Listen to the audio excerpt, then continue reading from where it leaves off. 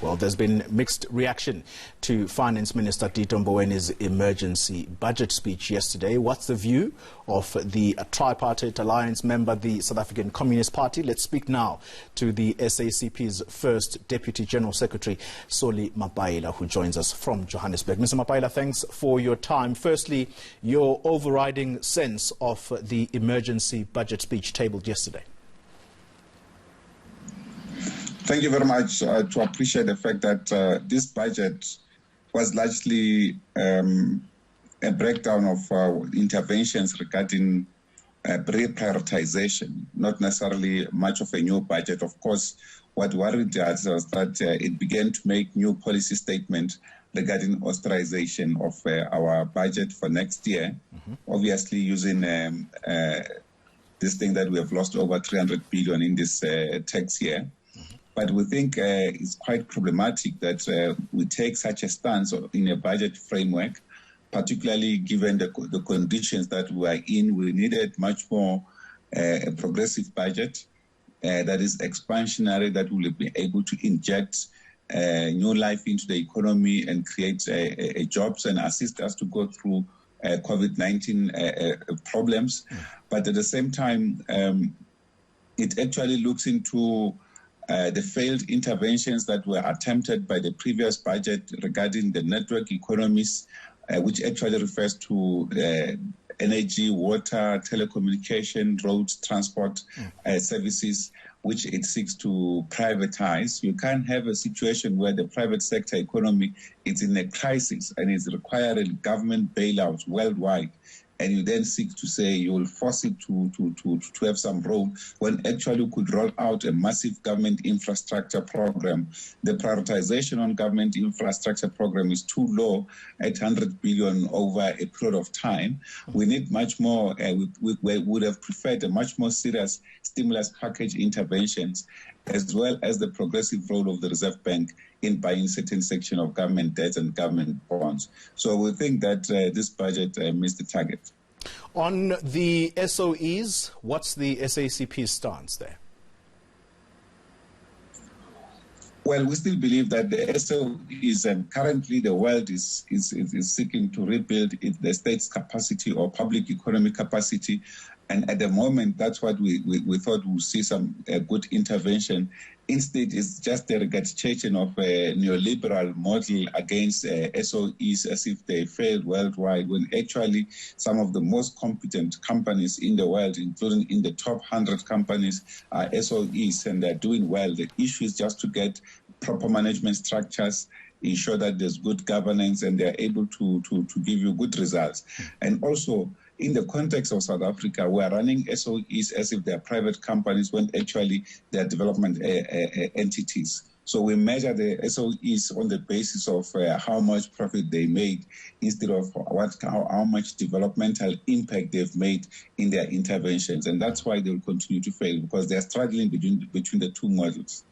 The problem here, Mr. Mapaila, is that you have an economy, or you have a fiscus that is saddled with debt, and that has been the finance minister's major problem. For example, this morning we're going to be talking to one of the public sector unions, and you will know about the stalled wage increase that was supposed to be implemented in February this year. The finance minister seemed to kick the ball down the road in as far as that wage agreement between the public sector unions. What's your stance on the public wage that is simply ballooning? There is talk of it possibly reaching 4 trillion. If we're to build a proper economy and use all avenues that we have, this economy should be growing better and to take care of its workers. The country requires more public servants to play a role. We have seen now, under this current crisis of COVID-19, the essentiality of many public sector workers. So that rejection of the agreement reached by government and the trade unions in the public sector is actually a slap in the face of the workers who have sustained public service in this country. So our view is that the Reserve Bank must be able to play a role, including buying some of the government bank. We don't have to go to the private market when we are a sovereign country that is able to produce a sovereign currency. We are now running in the worldwide, not just in South Africa, the fiat money concept, wherein every currency that we run is not guaranteed by a single commodity except guaranteed by the dollar, which is completely irrational because of this, what we call the Bretton Woods Institute, when the Americans post the Second World War, controlled the dollarization of the world economy, meaning making the dollar the main form of exchange. But now we've got the euro and others.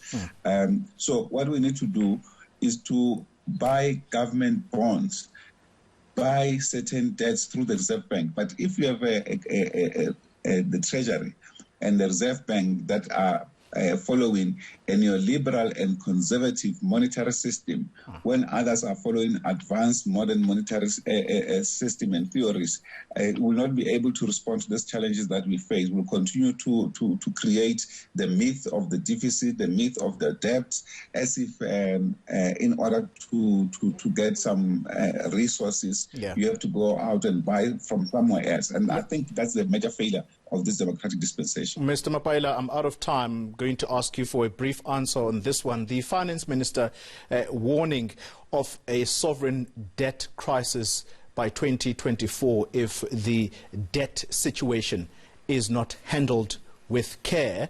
And he also mentions that he's got the governing party's permission to borrow from the IMF, the World Bank. Does he have the express permission of the alliance partners? Well, it doesn't have the express permission. What we have said to the Treasury was that as a last resort, so our main focus was that let's use existing finance mechanisms in the country. We've got pensions and retirement funds in the region of 12 trillion in this country. Just a fraction of that will give you more than what they are going to borrow in the IMF and the World Bank. What he has simply done is just to open the way so that it can be on record that we have borrowed as a country from the IMF and the World Bank. They must just stop that obsession. We don't have to go to the IMF when we also have our own Reserve Bank here, that we can actually borrow or buy government bonds in other ways is another form of borrowing from your own Reserve Bank. We actually get money from the Reserve Bank to the commercial banks, and then we borrow from the commercial banks. That is quite irrational. Solly Mapaila, thank you very much for your time.